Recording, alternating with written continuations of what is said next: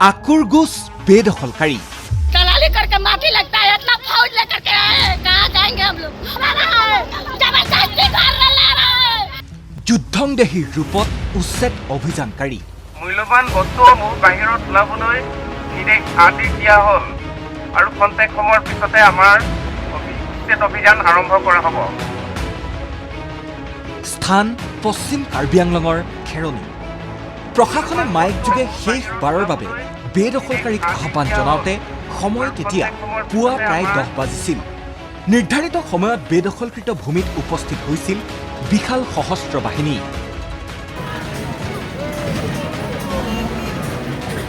উচ্ছেদৰ নিৰ্দেশনা দিছিল গুৱাহাটী উচ্চ ন্যায়ালয়ে।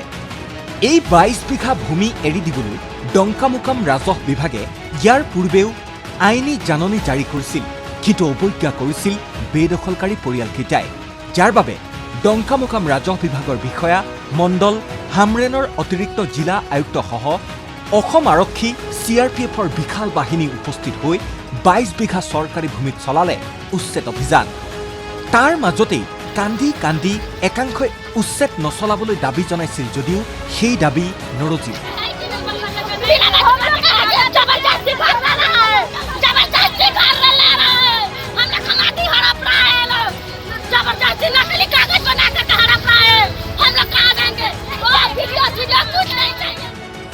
দীৰ্ঘ দিনৰে পৰা খেৰণিৰ চাৰ্থে ফাংচন নামৰ এলেকাটোৰ প্ৰায় 22 বিঘা ভূমি আছিল বেদখলকাৰীৰ কবলত।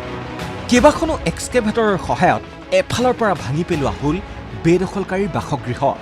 ইফালে প্ৰশাসনলৈ আহ্বান উচ্ছেদিতৰ পুনৰ সংস্থাপনৰ ব্যৱস্থা কৰি দিব লাগে উচ্ছেদিত পৰিয়ালকেইটা। हमारा यही निवेदन है, आप लोग से भी निवेदन है, सरकार से भी निवेदन, पब्लिक से निवेदन है कि इसको लोग थोड़ा जमीन दीजिए। जब सरकार पूरा सरकारी घर भी तुड़ा है तो इस लोग को जमीन देने चाहिए, कहीं देने चाहिए। सरकार को हम यही नमस्कार करता है बार बार कि सरकार कुछ ये लोग को जमीन बैठाने चाहिए। आप छोटा छोटा बच्चा सरकार कुछ करना पड़ेगा, तो हम भी यहाँ में कत्ल करेंगे, बच्चा से सबको मारेंगे।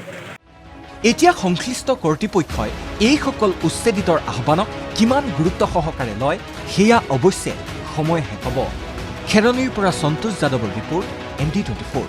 दलाली करके माफी लगता है, इतना फौज लेकर के आए हैं, कहाँ जाएंगे हम लोग? हम लोग का जगह दीजिए रहने के लिए, तब न हटेंगे।